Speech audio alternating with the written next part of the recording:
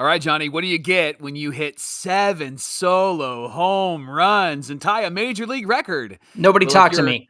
You're a fan of the Angels, you get a loss. And we're going to talk about the Angels and talk about this series. We're also going to ask the question, how do you protect Mike Trout? And we got a great voicemail that we'll share with you, and then John and I will respond. You're Locked On with Mike and John, and this is Locked On Angels. You are Locked On Angels, your daily Los Angeles Angels podcast. Part of the Locked On Podcast Network, your team every day. Well, thanks for making Locked On Angels your first day. We're free and available wherever you get your podcasts. You can share the pod with your friends just by hitting the share button on Spotify, Apple Podcasts, or on YouTube, and post it to your personal social media page. This will help others to find the show. And today's episode is brought to you by our friends at BetOnline. BetOnline has you covered this season with more props, odds, and lines than ever before. BetOnline, where the game starts. Welcome to another edition of Locked On Angels, where it's your team every day, even after a day where they hit 7 solo shots and make a new MLB record and still lose the game. We're glad that you're here. We're still here for you. We are the Frisch Brothers. My name is John, and that's my brother Mike. And my name is Mike, and that's my brother John. You got the Super Halo Bros here with you after an Angels loss to the A's. I almost said an A's loss, but that's not what happened. It was most certainly an Angels loss, Mike. And man, what a loss that was. Good grief. Yeah, if we set podcast world records and still had no ratings, I think we would be off this show. And so you hit 7 home runs, and they're all solo home runs. That just goes to show the lack of offense on this team, because we couldn't get anybody on base, at least for one of those Shohei Ohtani home runs. He had 2 today. Adele had 1. Suzuki had 1. Ward had 1. Walsh hit a home run, his first since June. And then your boy, Mickey Moniak, he actually hit his first Angel home run and his first Angel hit. Yeah. And this tied a major league record, Johnny. And then we lost, right? Like, it's just depressing and it's frustrating. And here's the other note. I think that it's really, really important to note that we actually played during the day, and our offense kind of sort of came through. So maybe we should just play more day games. However, our pitching was terrible, so I guess we can trade off. I don't know, but it's one of those situations where we don't have any answers. We just have a lot of questions, because the Angels maybe should have won all 3 of these games because the A's are terrible, right? No kidding. Yeah, if we're going to play more day games, I'm going to put the Cubs hat back on, by the way. That's what I'm going to do over here. But Hi! Sorry, our foster dog. She wants to be on the podcast. If you heard that, listen. It's just crazy because there were 2 runners on, there was 1 runner on. It was Max Stassi, I believe. Yep. In front of Taylor Ward. Taylor Ward hit into a double play. Then Shohei Ohtani hits a solo shot, which should have been a 3-run shot and probably would have been the runs that put us over. Actually, it probably would have tied the game. And then Mickey Moniak would have had the go-ahead home run, but it just felt like there was a chance, and with them hitting a home run in almost every single inning, it was like, this would be some magic right here. But even that magic is gone. We have Mickey on our team, and the magic is gone, Mike. No Disney magic for us, man. Yeah. I was really bummed to see Janson Junk not pitch well. And there were some Angel fans the last time he pitched that said, this feels kind of fluky. We'll see what happens. And the A's figured him out, man. They knocked 6 runs in and knocked him out in 2 1/3. And then Touki Toussaint came in, and he seems to have this rhythm of giving up a couple of runs and then striking everybody else out. He had 6 strikeouts, but he did give up 2 more runs, and it was those 2 runs that put this game out of reach. And I don't have any more answers for this. It just it feels like a dumpster fire, doesn't it? That was an odd choice, because he was scheduled to start in game 1 of the doubleheader on Saturday against the Mariners, and they brought him in relief. I'm trying to think, do they not have anybody else left? They brought in Jesse Chavez later on in the game. I mean, it feels like he could have been the one to come in Tukey's spot, but that was just seemed like an odd choice. And so he's certainly not going to make that start now on Saturday. But the other thing is, Mike, Junk gets out of the inning if Ramon Laureano, noted Angel killer, doesn't hit a double off the third base bag. Third base bag on the A's payroll, by the way. Yeah. It's like, that's an easy double play. I think Rojas gets that, and I think they turn 2, and that's it. And the damage is done at 2 runs rather than 6, which is what it ended up being. And so, honestly, it just goes to show it's just more bad luck for this team. It just really sums up the season in a nutshell when you can have a record like this, hit 7 solo shots, and still lose this game. Insane. Okay, it's time for some toxic positivity. Okay, so let's talk about Mickey Moniak. I love that he hit a home run. That was awesome to see, and maybe something's going to start clicking for him. I know that he's going to get a shot in the outfield. And our boy Joe Adell hit a home run. That was awesome to see, and maybe they can give him some more time out there as well. We've talked about having him be a consistent left fielder, and they did something yesterday that you and I have talked about that they perhaps wouldn't do. And late in that inning, I think it was the 8th inning or the 9th inning, they moved Taylor Ward to third base, John. Second time they've done that, too. And I think that actually helps the conversation of what if Ward decided to play third? Then we can put Adell in right field where he seems to be a bit more comfortable. And then we can have Trout in center field. And then maybe perhaps we can have somebody rise up and play left field for us. You know, I know that Rendon is going to come back, but I thought that was an interesting move, and maybe perhaps Ward is going to be a utility player where he can bounce around a bit, because his downfall, and I use that word in a soft way, I don't think he's really fallen apart, but his downfall has really been noticeable because he was just untouchable at the beginning of the year was a great offensive threat. But the Taylor Ward that we've seen lately is the Taylor Ward that we had seen over the last few years. And so maybe he's the guy that becomes the 4th outfielder and maybe a utility infielder as we move forward. But I think that move was really interesting. And then, of course, Kurt Suzuki hits a Zook nuke. That guy has really impressed me this year. I've been really frustrated with him in years past, but this year he has really performed well in games that he has played in. And so congratulations to Kurt getting a home run. Super exciting to see. So there's some toxic positivity for you, Johnny. You knew it was going to be a weird game when Kurt Suzuki hits a home run at the beginning of it, right? We had Shohei's solo shot, and then Suzuki comes in and hits one. You just knew it was going to be an odd game, and that's how these things go. And then it was just up and down and left and right, and the Angels trying to crawl back. And I can't believe that they set this record and still lose the game. But I know there's your Halo season 2023 in a nutshell. And we move on. We head to the Pacific Northwest, the lovely town of Seattle, where we will face the team that we fought on the field last time we saw them. So shouldn't be an interesting weekend whatsoever. Well, coming up on Locked On Angels, we are asking the question, how do we protect Mike Trout? What do we do with this guy? How do we keep him healthy? John and I have some thoughts. But first, Locked On Angels is brought to you by BlueNile.com. At BlueNile.com, you can celebrate all of life's special moments, from creating a custom engagement ring of your dreams to gifting a classic and timeless jewelry piece, all at prices that you won't find at a traditional jeweler. Blue Nile has jewelry experts on hand 24/7, available via phone or chat to help you find a memorable gift at every budget. And then when you jump online, they have simple tools that'll help you to choose the diamond shape and size and clarity, as well as the setting. And then Blue Nile's Bench Jewelers will handcraft her perfect engagement ring, and each ring is one of a kind. No copycats, no same thing for everybody. They create the ring just the way you like it, and if it's not perfect, no problem. 100% satisfaction guaranteed. Make those special moments sparkle with jewelry from BlueNile.com, and going on right now is their anniversary sale. You can save up to 40% on classic fine jewelry pieces and 25% on engagement ring settings. Plus, every order is insured, it ships free, and arrives in a package that won't give away what's inside. So shop stress-free and find your forever piece. Go to BlueNile.com today.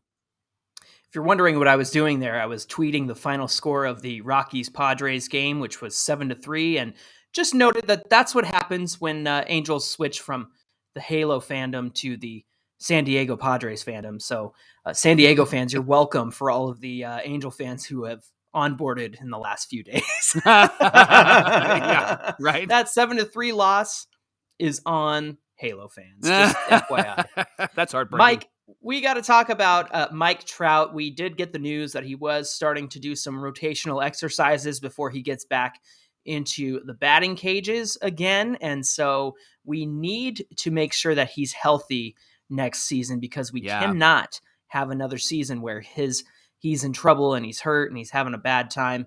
So what can we do to protect Mike Trout? What are your thoughts?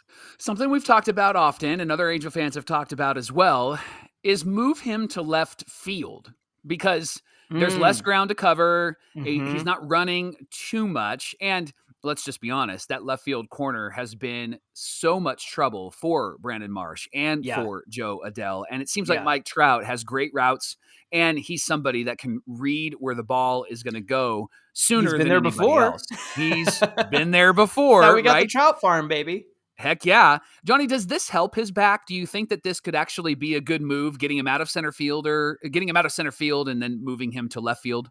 I think it's a good move if you're worried about taking care of his calf like we did last season. He does cover less ground in left field, but if he's going to have to lay out or make a diving catch, I think that still will impact his back. I almost said his back in a way. It will affect his bat too. Yeah, it will affect his bat too. Yeah. But yeah, I mean, if you're going to have him play a softer position, quote unquote, I think left field is the way to go, because you're not putting as much strain or movement on your body out there. But how about this, Mike? How about if Mike Trout, who will be age 31 through next season, he takes a day off once a week. What do you think about that? I think that this actually could be beneficial, because fans would love to see him stay healthy. But I know that a lot of people have been frustrated with Trout's time off, especially when you compare him to somebody like Shohei Ohtani, who said, I can't miss a game because the team really needs me, and had this forearm strain, and then comes out the next day and hits 2 home runs. I guess the arm is completely okay. But the thing about that is, I understand people understand that Shohei's a gamer, but like, we saw Trout play through this injury, and he stunk. Like, he couldn't catch up to the fastball. He was struggling. I mean, I know the whole team was struggling, but honestly, like, the scale of injury is much different. And I think that's what fans need to understand. I understand Shohei's a gamer and that he's in there every day and he can foul a ball off his thigh and still steal second base. Easy for me to say. But the issue here is that this back thing is affecting his entire game, and perhaps, everything he does. It's everything he does. And not to say that, you need your legs if you're Shohei, obviously, but and I'm not trying to say he's less hurt, but it's just this back thing is like core to everything that you do, and Shohei's toughing it out. But with Mike, like, we saw him play through this injury, and his bat was terrible. His bat speed was slow. He couldn't catch up to the fastball. He was striking out all the time. So it's like, do we want that in the lineup, or do we want this guy to take some time off and get healthy and then come back to the lineup? So I think the trade-off here is he's over 30 years old. You give him a scheduled day off, whether, it's a Thursday before a getaway, or usually there is a scheduled day off there somewhere if they're flying to another state or something like that. But all that to say, I think getting him off his feet once a week, I don't think it's a bad idea. I'd rather take 6 out of 7 days with Trout than to miss, what's it been now, 30 days without Mike Trout? Yeah. Well, and he hasn't played a full season since 2016. The most games he's played is 140, and that's since 2016. That was in 2016. And so I just think that there has to be some sort of plan in place. And if there is a plan in place, like you mentioned, giving him 1 day off per week or per series or something like that, then I think another way that we can protect Mike Trout is let's get some more depth, John. Yeah. And I think the reason why we are really frustrated with his absence is that his replacements are not suitable. They're not good. And we have people that just are terrible. We had Juan Labarfus that we really struggled with when he was in the lineup, right? And so what do you think about, I'm just going to throw out a couple of names. Okay. What do you think about somebody like Michael Brantley or somebody like who just got DFA'd? Somebody like Jackie Bradley Jr. What do you think about them being that fourth outfielder that could step in when somebody needs a break?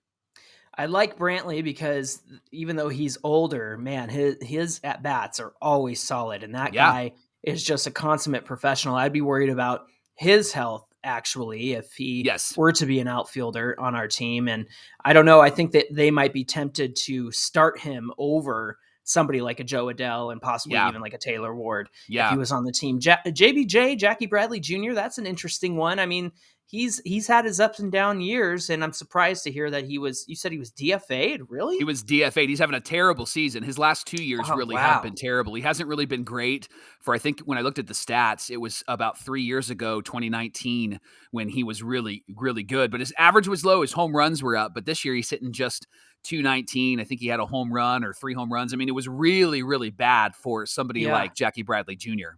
Wow, that's surprising. Look, you know what? I think I would like to see somebody like an Andrew Benintendi on the team next season. Perhaps he is the third outfielder, and then some combination of Ward and Adell taking that other spot when you have Trout in one place and you have Benintendi in another, and then Joe Adell or Taylor Ward. So that way, if you are missing Mike Trout in the outfield, you can still have his replacement, so to speak, in Benintendi still be a productive part of the lineup. And I also think that if you can get Trout off of his feet by DHing more, that's also a possibility. I know Shohei has that role locked up, but you and I have said, Mike, like sometimes I think Shohei, like he's a gamer and he wants to be in there every day because he wants the team to win, and we usually don't win without him. Yeah. But I think that we just need to be careful with how much we are pushing him because his health is also very, very important. Yeah. Here's the last, I think, emergency option. If emergency? Emergency. Yeah. Not emergency, just emergency. Emergency. If we were to trade Ohtani, we could protect Mike Trout by having him DH more. But I would actually say that one's a ridiculous option because we don't want to trade him. Now, if next year we're losing and it's the trade deadline, I think the Angels should offload Ohtani if they haven't locked him in. But I think that we can throw that one out at least until the trade deadline next year, because we don't want anybody else DHing except for Shohei Ohtani. But on the days that he's off, maybe that's what Trout could do. He could actually be the DH. Again, it seems like they were doing that at the beginning of the season, too. What's hard, though, is it is a back injury, right? You mentioned that. And so he's still using his back as he's DHing. He's still swinging as he's DHing. So those are some options I think that we as Angel fans can consider, and maybe Angel management can consider, so that they can protect Michael Trout. You forgot the last option, Mike. Oh, yeah. What's the last one? Bubble wrap. They wouldn't get anything done. They'd just be popping that all throughout the game. You're not even a dad, and you're throwing out the dad jokes. I appreciate that. Hey, Locked On Angels is brought to you by BetOnline. BetOnline.net is your number one source for all your betting needs and sports info. You can find all the latest sports developments, league reviews, and news at BetOnline, and it's your continued source for all your sporting wagering information, including live betting, esports, and scores. And they're the fastest and easiest way to check on all your favorite sports and events like MMA, boxing, and golf. So head to their website today or use your mobile device to learn about the trends and actions. BetOnline is where the game starts. Mike, one of my favorite things we get to do here at Locked On Angels is take comments and questions and voicemails from our listeners. And I'm going to put that number up on the screen because it is going to be a Mailbag Monday coming up. So I want to make sure you guys get the voicemail here. It's 714-409-6396. And of course, that phone number is in the episode description. And every now and then we get a voicemail that's worth taking off of Monday Mailbag and getting it on the show because it brings up an interesting conversation. So I'm going to play one right now for you. Hey guys, this is Ken from Pasadena, and first of all, I've just been thinking the past couple of weeks that it's really ironic that the worst team on the West Coast has the best podcast, so that's kind of an irony. But got a couple of questions for you. See what you guys think. First of all, I'm sad to see Brandon Marsh go, but it raises two questions for me. First of all, you got Dave Dombrowski, who can diagnose Marsh's swing from long distance, and then not related to that directly, you've got Buddy Carlisle, who can fix Reed Detmer's pitches with one video session. So the question I've got is, what the hell is Perry waiting for with regard to taking the coaches that are on the major league club and throwing them on the dumpster fire that the Angels have become this year? And the second question I have related to the Brandon Marsh trade is, whatever happened to Chad Wallach? He came up for a couple of times early in the season, and he seemed like a pretty decent catcher, and heard nothing about him since then. So that's my those are my questions for you this week. Thanks. Ken from Pasadena, thank you for your voicemail. I appreciate that. Hey, Mike, get that. Best podcast, worst team. How about that? Can I put that on our banner up here? That would be great. Ken, you're brilliant. We appreciate the affirmation and the high five, and some great questions, John. And I think you and I have really wrestled through, like, how come other teams can go, you know what it is? It's you're dipping your elbow, or you know what it is? You're swinging, your hips are too far out in front. But our guys are like, yeah, maybe try some big league chew. Maybe that ought to help when you're up at the plate. Throw a slider. Throw a slider. Matt Wise will come out and visit with you, and then you immediately give up a 2-run home run. Not like that happened yesterday. maybe the problem is that when Matt Wise covers his mouth so nobody knows what he is actually, can't read his lips, maybe he's just covering what he's actually saying. It's too quiet. Maybe that's what's happening. He's not able to. He's a low talker, right? He's got to get him real close. Listen, I love this voicemail, and I love the thoughts. I think when it comes to evaluating our players, it starts at the top. And for Perry, getting the right guys around our guys is something that you see him starting to do. And I really think for this team, it has to be manager first. And this is why I've been a big advocate of Darren Erstad. I think Darren Erstad would be a great manager for this team. He was the Nebraska Cornhusker manager, and I think that he could be somebody that could really help the Angels to get focused. He's got street cred because he played. He's got a World Series ring. I think the players would really respect him. But I think that we need to actually blow up the entire coaching staff, because something that we've talked about, Jeff Fletcher even mentioned when he was on this pod, is that when the guys reach the major leagues, they are who they are, right? Yes. You're not going to get really that much better. You're just going to start figuring out your tools. And what you need a coach for is to watch you and say, hey, you might want to, or maybe you should, or perhaps you have to, right? It's what Mark Gubiza does from the broadcast booth, right? He's watching on a monitor, telling you what Patrick Sandoval is doing. Oh, he's, the bottom half is not equal with the top half. He's not delivering the baseball, evenly distributed throughout his body. I'm making that up as I go, but that's something. I feel like I'm paraphrasing Gooby there. You sold me. Even Gooby can identify it. You listen to Mark Langston on the radio, and he knows what's going on with these guys. So it's just beyond me how these coaches, like you said, they get to the majors and they are who they are. Yeah. But somebody should have identified the fact that Reed Detmers was having trouble with his slider, and all they had to do was do a side-by-side video. Gosh, you see Pitching Ninja do that on Twitter. He'll say, hey, look at this pitch and then this pitch, and look at the difference. And you see the Bally Sports broadcast team do that as well when they say, hey, look at the improvement so-and-so is making on the mound. Yep. Listen, when we first started on Locked On, we did a new show, and we were new to this, but we had a previous podcast that Locked On had heard, right? And then when we started to do our thing. And then there was a producer that reached out to us and said, hey, great job. Work on these things. Yeah. Right? So they knew that we love talking about the Angels. They just gave us some direction. Same thing works for baseball players. You can hit, you can pitch, you can play defense, work on these things. And Yeah. it seems like that is just being completely missed in the Angel organization. So it starts at the top. Let's get some good scouts. Let's get some good people who with some good, let's throw out the VHS and let's go digital, right?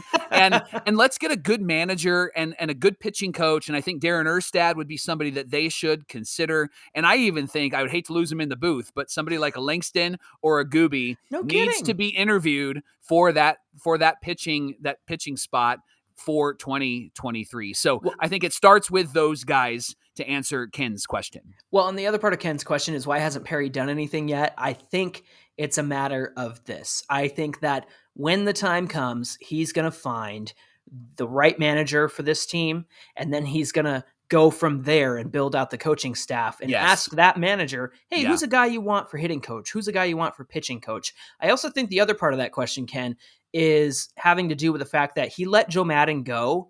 And then I don't know if the optics would be great if Perry decided to fire more coaches, right? It looks very cutthroat.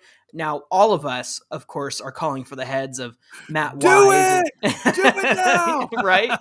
But I think from the perspective of like, Perry Manassian is new to the organization. This will be the end of his second year at the end of the season. Yeah. I think that he's just trying not to be cutthroat. And we've seen him be cutthroat. He has to work with these guys. We don't have to work with him at all, right? You make a mistake and they're afraid to go to Perry's office, right? Right. It's like he's got that button that Dr. Evil has where they fall through the floor and into the fire.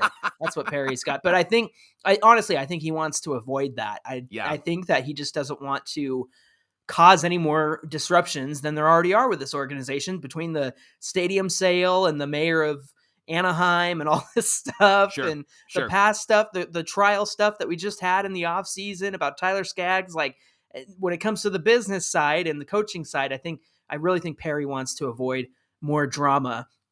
And I think he knows where he wants to go in 2023. And I don't think that these guys are part of that plan moving forward. It does feel like Perry is building something, setting the table for something, right? If we're in the same position next year, then I mean, let's get angry and let's go after everybody, right? But I think that what Perry is doing is slowly rebuilding this team and his image. Like he's slowly getting the right people. Built up from the ground up in the minors. I mean, look how good the Trash Pandas are doing. I mean, there are guys, analytical guys, office guys, all kinds of coaches that Perry's brought into this system and this organization. I think the last thing that he has touched is the major league system or the major league team, because it was Joe Maddon's team. It was Billy Epler's coaches. It's all that stuff. And I understand, Mickey Callaway was part of the team and then he got let go because of the nonsense that he did. And so Matt Wise had to step in, but I think Matt Wise was kind of in over his head as a pitching coach. And I think he's just not quite experienced enough. He's got 10 years of coaching experience in the minors, but he wasn't ready for the major league team. And you and I thought he would be good for this team because he's worked with Suarez and Sandoval and Berea and those guys, but it just hasn't really paid off, to be honest. But to answer the other question about Chad Wallach, I think, again, it's another issue of, he's not going to cut Kurt Suzuki. He's not going to cut Max Stassi. I think Wallach is a great hitter and a great catcher. And of course he caught the no-hitter for Reed Detmers. He's somebody that I think will be back again, especially next year. If Logan O'Hoppe is not up with the team and it's some combination of him and Max Stassi, if they want to give a little bit of buffer time for O'Hoppe to develop a bit more, then I think Wallach and Stassi would be a great combination next season. But what do you think? I agree. I think that that's probably what we're going to see happen at the beginning of next year. And then maybe perhaps around May or June, we'll see Logan O'Hoppe, depending on how he's doing in the minor leagues, we'll see Logan up with the major league club, similar to maybe what we saw with the Orioles and Adley Rushman. Was that his name? He came up and he came up later, but then he's been kind of a fire starter for the Orioles. They started winning once he came up to the major leagues. And I think we'll probably see something similar, but I do believe that they're going to want to give O'Hoppe more at bats and more opportunities in the major leagues. So if Stassi starts off and does incredible, then I think his promotion to the major leagues, O'Hoppe, will actually be delayed because they don't want to have him come up and just sit on the bench. Definitely. Hey, thanks for making Locked On Angels your first listen of the day. For your second listen, of course, you got to check out the Locked On MLB podcast with our friend Sully. His name is Paul Francis Sullivan. He brings his humor, passion, and unique perspective on every single team, the biggest stories around the league, and much, much more. So follow the #1 daily league-wide podcast, Locked On MLB, on the Odyssey app, YouTube, or wherever you get your podcasts. And of course, you can follow Mike and I at Locked On Angels on Twitter and at Super Halo Bros on Twitter and Instagram. And you're going to want to do that because, Mike, Monday is Mailbag Monday, so yes, we want to know what you're curious about. Who are you watching this weekend? Is there a player you want to know about? Send us all of your questions. Send us all of your thoughts. You can even send us a voicemail. Call us right now, 714-409-6396. And you can call us anytime. You don't have to wait till Mailbag Monday. You can call us anytime. Leave a voicemail. 24/7. It's available 24/7. We are here for you. Mailbag Monday on Locked On Angels. We know you guys have lots of thoughts and questions and comments. Keep it PG, please, so we can put you on the air. Yes. And but other than that, we're looking forward to addressing all your questions and comments on Monday. Until then, my name is John, and that's my brother Mike. And my name is Mike, and that's my brother John. Have yourselves a great weekend, and stay out of trouble with Mariners fans if you're up in the Pacific Northwest rooting for the Angels. And we will see you back here on Monday.